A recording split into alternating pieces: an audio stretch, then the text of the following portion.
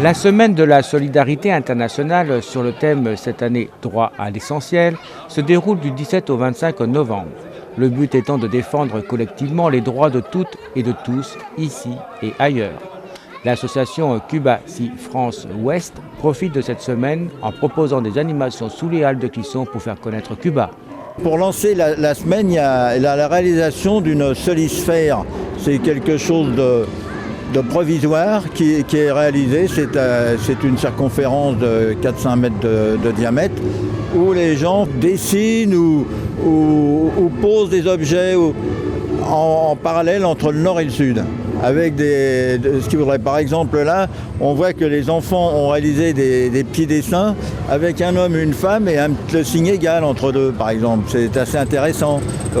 Ou alors on voit un couteau, une fourchette. Ça veut dire que dans l'esprit, il faut que tout le monde ait à manger et ainsi de suite. Donc c'est un peu cet esprit-là. Nous, à Cuba Si France Ouest, on a décidé de mettre en route cette semaine sur Clisson. Et c'est aussi un moyen pour nous de faire connaître Cuba Si et surtout Cuba, même puisque Cuba c'est un pays qui est un peu obsolète pour beaucoup de personnes. On en parle surtout quand il y a quelque chose qui ne va pas. On en parle rarement autrement. Donc on veut en quelque sorte que Cuba soit connu d'une autre manière. Et ce qu'on propose aux gens maintenant, c'est qu'ils puissent aller voyager à Cuba. Et notamment avec Cuba Linda. Cuba Linda réalise des voyages ou organise des voyages de manière à ce que les gens les voyageurs logent chez l'habitant, de manière à pouvoir échanger. Savez-vous pour quelle raison Cuba est-il exclu, je dirais, un petit peu du monde ? Cuba est exclu du monde parce que Cuba a fait sa révolution en 59. On connaît l'histoire, on connaît notamment Che Guevara, on le connaît comme ça, on ne connaît peut-être pas profondément son histoire, parce que c'était un médecin et c'était quelque part c'était un guerrilleros, mais c'était aussi un humaniste. Ce qui s'est passé, c'est qu'ils ont refait le remembrement des terres, ils ont refait une distribution des terres aux paysans qui étaient malheureux. Il y a un blocage contre Cuba parce qu'ils ont institué un système. Depuis c'est devenu un système communiste parce qu'on les a acculés à ne travailler qu'avec l'URSS de l'époque, mais c'est un système socialiste. Le problème, c'est que ce n'est pas le même système économique qu'ailleurs. Déjà, par exemple, les médecins. Un médecin ne peut pas être un médecin privé là-bas. C'est un médecin qui est au service de tout le monde. Il y a un médecin qui est chargé de tout un quartier et chargé de traquer la maladie, si on peut dire comme ça, de dépister. Donc vous ne choisissez pas votre médecin.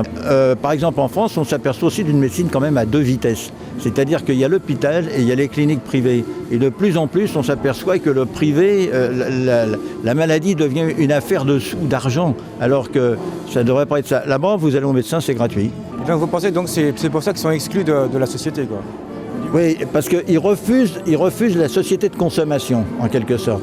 C'est un système qui vient contre le système planétaire qu'on a, qui est un système où tout est marchandisé. Puisqu'on voit bien que même en France maintenant, tout devient marchand. La poste, regardez, ça se marchandise, l'EDF, le gaz, tout ça se marchandise. Normalement, est-ce que tout l'eau, est-ce que ça devrait être privé ? Est-ce que on va nous faire payer l'air bientôt ? Est-ce que le système électrique, le système de téléphone, est-ce que ça devrait être privé ? Non, c'est un système normalement qui devrait rester public.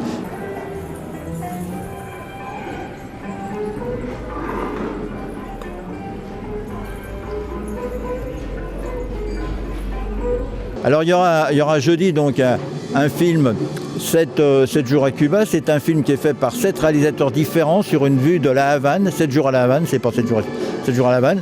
Et à la fin de ce film, il y aura un échange sur ce qui se fait et les possibilités de voyager à La Havane.